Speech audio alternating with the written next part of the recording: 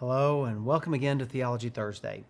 We all have passages that we like for various reasons, and one of the ones that I really like is Jeremiah chapter 2, particularly just a small section in it.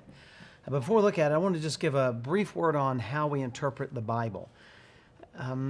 The Old Testament in particular, the New Testament as well, certainly in Jesus' life, but man, the Old Testament, it's mostly imagery. Lots and lots and lots and lots of imagery.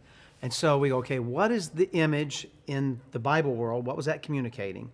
What's the main thing that it's teaching?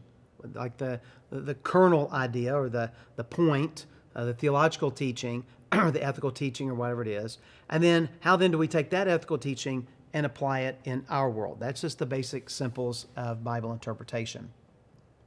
So in Jeremiah 2, we have another one of these images. So this image that comes from their world, but then how do we what's it teaching, and then how do we apply that teaching into our world? So in Jeremiah chapter 2, verse 9, starting in 9, he says, "Therefore I still contend with you, declares the Lord, and with your children's children I will contend." And the word contend means to have a lawsuit against, so it's a legal term. "For cross to the coast of Cyprus and sea, or send to Kedar and examine with care." So that would be as far to the west and the east as you can go, to see if there's ever been anything like this. "Has a nation exchanged its gods, even though they are no gods? But my people have changed their glory for that which does not profit. Be appalled, O heavens, at this. Be shocked. Be utterly desolate, declares the Lord. For my people have committed two evils. They have forsaken me, the fountain of living waters, and hewed out for cisterns for themselves, broken cisterns that can hold no water." Now, the first part's pretty easy. Go as far as you can, the east or west. We would say go to the Atlantic or the Pacific. Like that's how we would, Pacific's on the west coast and the Atlantic's on the east coast, and so that makes it pretty easy for us to get.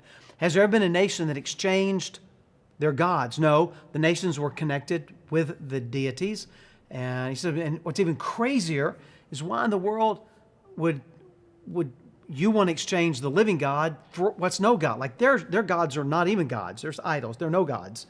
Elohim's the Hebrew word that he uses here. So they're no gods. Why in the world would you do this? But my people have done that. They've changed their glory, the one true and living God, for that which has no profit, which is no gods. And now that part's all pretty explanatory, but what in the world does it mean to forsake what is a fountain of living waters, and what in the world is a cistern? Well, let's start with cisterns, and we'll talk about living waters, then we'll talk about what the passage is teaching us. So this is a cistern. Basically it's a large room that's been carved out of the rock, and they would have channels that would take the rainwater and run them into these. They still use these in lots of places in the world. They use them in Hawaii. Every house has a water collector, and they have ways of collecting the rain. If you want to cross the ocean in a sailboat, they have slots all over the boat that collect and run the rainwater into a holding tank, so that you have fresh water because the oceans are salt. And so we have this cistern, and this will give you a sense of the size of it. This is a large cistern here. Here's a shot from the opening at the top, and by having it mostly enclosed with only kind of one way for the water to come in, you go down these stairs to get into it, you can ensure that the water does not evaporate that fast. And so that is a cistern. Now, what's the challenge with cistern water? Well, it sits. You collect it and it sits. And given enough time, it's going to stagnate. It's going to attract, animals are going to die and fall in it. You don't even know it. Mold and scum on the top. You've seen ponds, how pond water, and that's the idea. You collect rain in a rain barrel and let it sit for a while, and it's going to get a layer of scum on the top. It's really not good water. And so he says, you've spent all this work on these false gods, and they're like cisterns. But what's worse is the cistern's got a crack, and so it doesn't even hold the water because these gods are not alive. Okay? But who is the one true God? What is the fountain of living waters? Now, what in the world is living water? Well, living was moving water. Okay, so it's spring water or river water. So here is at En Gedi. This is in Israel at En Gedi, and this is moving water. It comes from some springs. And here you can see it. It comes cascading down off of the top of the ridge.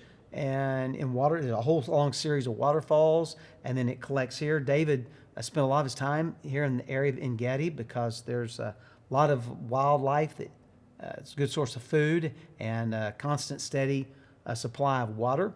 And so all of this is living water. It's moving water. It's fresh. It's good. It's clean. It's very drinkable. And so he says, man, you have you had living water, spring, cool, clear, fresh water, and you wanted to abandon that and instead go drink scummy pond water. Why in the world would you do that? Well, you may have already figured out the principle behind this passage, what it's teaching. Why in the world will we ever forsake what God has for us and chase after the broken, empty cisterns of this world?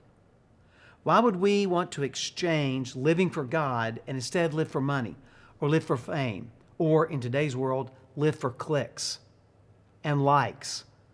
I mean, why would we do that? Why would we prioritize any of those things? Remember, that's how the Ten Commandments starts.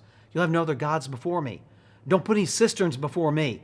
All you need is me, the fountain of living waters.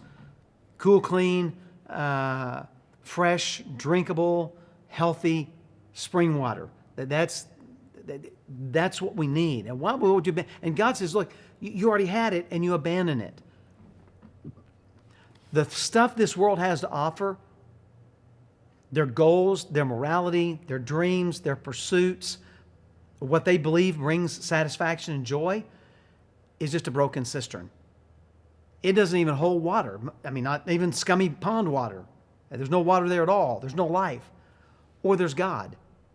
God's morality, God's ethics, God's purpose, God's meaning in life, the joy that comes from Him, the real, genuine, deep down heart satisfaction that we have when we are in relationship with God through His Son, Jesus Christ. Man, that's like that's like spring water. Why in the world would you take what the world has to offer when we have what God has to offer? And so that's the message that Jeremiah is communicating. So this was just a passage I love because I love being outdoors. I love hiking. And I was raised in the South, and man, I know what scummy pond water looks like. I know what water that's collected in a ditch and been there for a few days. I know what that looks like. I know. Man, I don't want any of that. I want some clean, fresh water. Like this, it makes sense to me. So this is it's a passage I've always liked, and hope it encourages you today that when we don't live for the things that our neighbors are living for, they're not living for something better than us. They're living for broken cisterns. You and I are living for the fresh spring water. Jesus Christ, the fountain of living waters. Man, why in the world would you ever want to walk away from that? Why in the world would you not want to live it for that and instead go after broken cisterns? So I encourage you, don't chase the broken cisterns. Don't chase the gods of this world, but instead rejoice in, be satisfied with the fountain of living waters, God Almighty and His Son, Jesus Christ. So I hope this encourages you today, and I hope that you are reminded of how fresh and invigorating and wonderful and sweet and life-giving our God is. God bless you. I hope you have a great day and a wonderful week.